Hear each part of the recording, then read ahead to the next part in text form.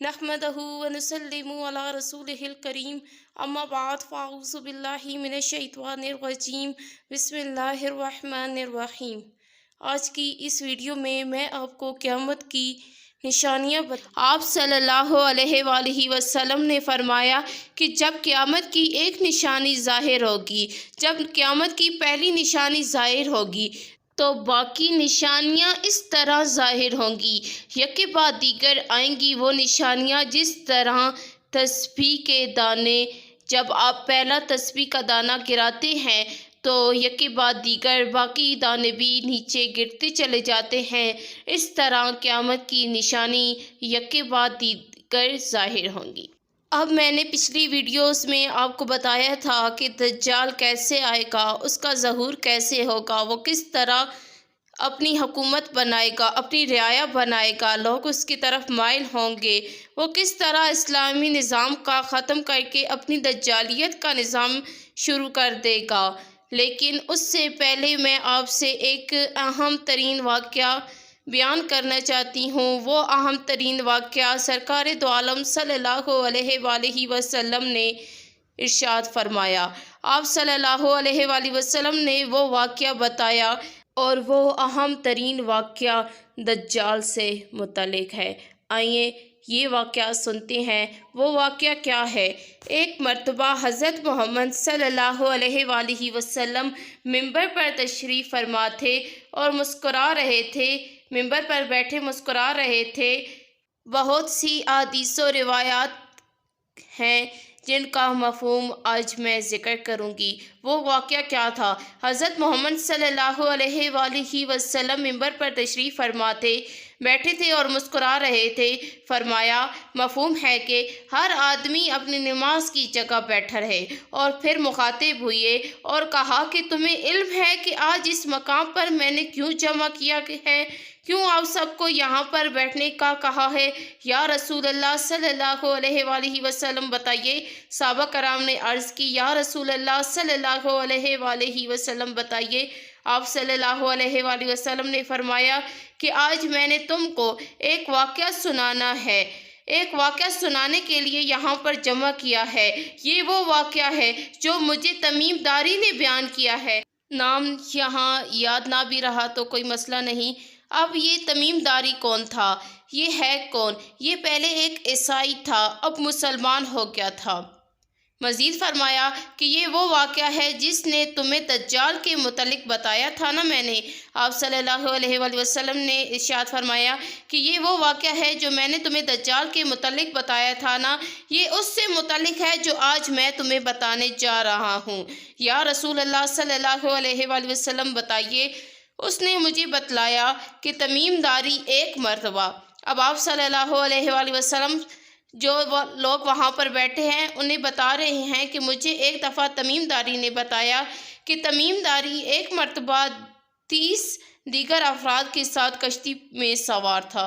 कश्ती में सवार होने के बाद वो कश्ती में भटक गए, रास्ता भूल गई। वो कश्ती रास्ता भूल गई। 30 दिनों तक कश्ती समंदर की मौजों में भटकती रही। 30 दिन भटकने के बाद बिल आखिर एक दिन गरूब आफ्ताब के वक्त एक जजीरे के किनारे जा लगी। वो कश्ती जिस पर एक तमीमदारी और 30 अफराद मौजूद हैं, वो कश्ती एक जजीरे के किनारे जा लगी। वहाँ उन्होंने एक अजीबो गरीब मंजर देखा। वो मंजर क्या था? कहा, एक अजीबुल खलकत मखलूक थी। बहुत ज़्यादा बालों वाला एक चौपाया था, यानी उसके जिस्म पर बाल इस कसरत से थे कि उसके जिस्म पर बालों की कसरत की वजह से उसके जिस्म का ढांचा मालूम नहीं हो रहा था, उसके जिस्म की साख्त मालूम नहीं हो रही थी। ये अंदाज़ा करना मुश्किल था कि इस शख्स के जिस्म की साख्त क्या है। कश्ती वालों ने पूछा कि कौन हो तुम? कहा, उस शख्स ने कहा, उस चौपाई ने कहा, मैं जासूस हूँ। उस शख्स ने कश्ती वालों से कहा। अब वो जासूस कश्ती वालों से कह रहा है कि इस जजीरे में एक आदमी है, वो तुम लोगों से कुछ मालूमात हासिल करना चाहता है, कुछ सवाल पूछना चाहते हैं, चलोगे मेरे साथ, उससे बात करोगे? तो इन लोगों ने कहा कि हाँ चलते हैं। وہ جاسوس انہیں اس کی قیامگاہ تک لے گئے۔ کہا، ہم نے وہاں ایک عجیب و غریب منظر دیکھا، ایک چونکا دینے والا منظر دیکھا۔ یہ چوپایا جو ہمیں لے گیا اس شخص کے پاس، اس کی قیامگاہ کے طرف۔ ہم نے وہاں ایک عجیب و غریب منظر دیکھا۔ یہ چوپایا جو ہمیں لے گیا اس شخص سے ملوانے، وہ شخص عجیب خلقت شخص تھا، اس کا قد بہت بڑا تھا۔ اس قد کا آدمی ہم نے پہلے نہ دیکھا تھا۔ وہ قد کے اعتبار سے بہت بڑا آدمی تھا۔ ایک تو اس کی خلقت عجیب، اوپر سے حالت بھی بہت عجیب تھی۔ کہا، کیا مطلب ہے؟ کہا، دیکھ کہ وہ اتنی عظیم جسامت والا آدمی، وہ بہت بے پناہ سختی کے ساتھ بندھا ہوا تھا، جکڑا ہوا تھا۔ اس طرح جکڑا ہوا تھا وہ آدمی کہ اس کے ہاتھ گردن کے ساتھ بندھے ہوئے تھے۔ اس طرح جکڑا گیا تھا کہ اس کے گھٹنوں ٹخنوں کے درمیان بیڑیاں تھیں۔ وہ شخص مخاطب ہوا، کون ہو تم لوگ؟ یہ افراد بولے، ہم عرب کے رہنے والے ہیں، سمندری جہاز میں تھے کہ بھٹک گئے، 30 دن تک بھٹکتے رہے، ابھی جزیرے پر پہنچے ہیں، یہاں یہ چوپایا ملا، بولا میں جاسوس ہوں، تمہارے پاس لے آیا ہے۔ یہ شخص مزید ان سے مخاطب ہوتا کہ اتنے میں ان لوگوں نے پوچھا، کون ہو تم کون ہو؟ وہ بیڑیوں سے بندھا ہوا عجیب خلقت شخص کہتا ہے کہ میں دجال ہوں۔ اب دجال ان سے مزید سوالات کرتا ہے۔ کون سے سوال کرتا ہے؟ آئیے جان لیتے ہیں۔ دجال اب ان سے مزید کچھ باتیں معلوم کرتا ہے۔ وہ کہتا ہے کہ میرے سوالوں کا کچھ جواب دو۔ وہ افراد کہتے ہیں، ہاں دیں گے۔ دجال پوچھتا ہے کہ مجھے بتاؤ کہ نقل بیسان کے متعلق بتاؤ۔ کہا، اس پر پھل لگ گیا ہے۔ آسان الفاظ میں بتاؤں، یعنی نقل بیسان ایک جگہ کا نام ہے۔ وہ دجال ایک جگہ کے متعلق پوچھ رہا ہے، اس کی کیفیت پوچھ رہا ہے کہ کیا اس پر پھل لگ گئے ہیں؟ تو وہ کہتے ہیں، ہاں بس قریب ہی ہیں، بس لگنے ہی والا ہے اس پر پھل۔ کہا، اچھا۔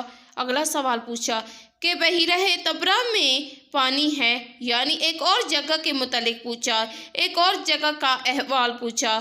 کہا، بحیرہ طبرہ میں پانی ہے۔ ہم نے کہا، اس میں بہت زیادہ پانی ہے۔ دجال نے کہا، اچھا، قریب ہے کہ اس کا پانی ختم ہو جائے گا۔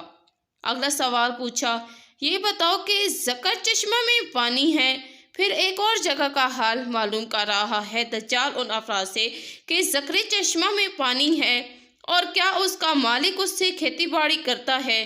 ہم نے جواب دیا، اس میں بہت پانی ہے، اس کا مالک کھیتی باڑی بھی کرتا ہے۔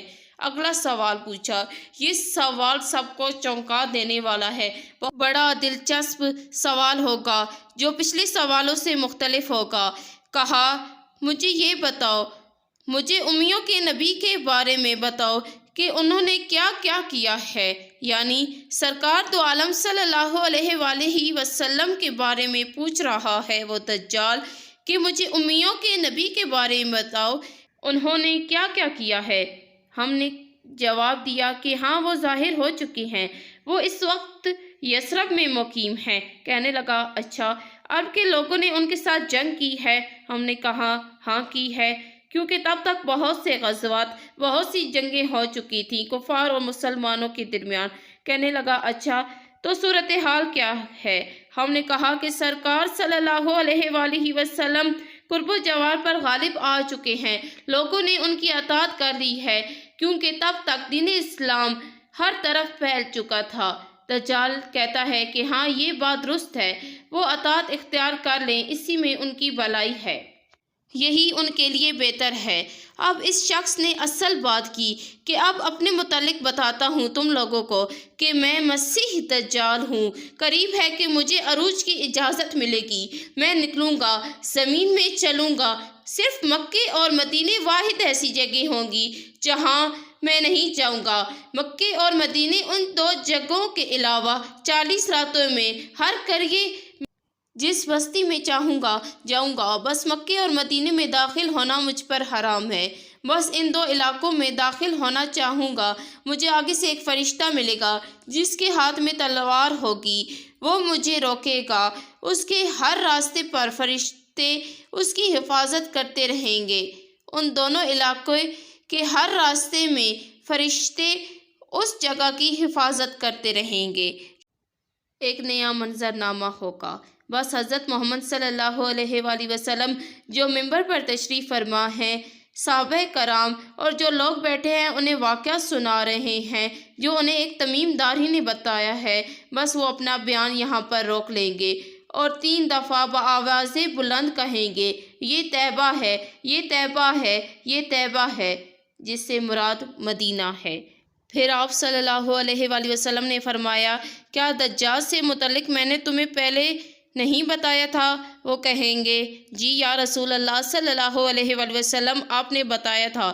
تو کہا، آج یہ بتاؤ کہ وہ مشرق کی جانب میں ہے، وہ مشرق کی جانب میں موجود ہے، اور سرکار دو عالم صلی اللہ علیہ وآلہ وسلم اپنے ہاتھوں سے مشرق کی جانب اشارہ کر کر کہیں گے کہ دجال مشرق میں موجود ہے۔ کچھ روایات سے معلوم ہوتا ہے کہ دجال آج بھی مشرق میں موجود ہے۔ بس یہاں پر ہی آج کی ویڈیو ختم کرتے ہیں۔ اگر آپ کو آج کی ویڈیو پسند آئی ہے تو میرے چینل کو لائک کریں، شیئر کریں، زیادہ سے زیادہ سبسکرائب کریں۔ میں ملوں گی جلد ہی کسی دوسری ویڈیو میں کچھ نئے موضوعات کے ساتھ۔ تب تک کے لیے وآخر دعوانا ان الحمدللہ رب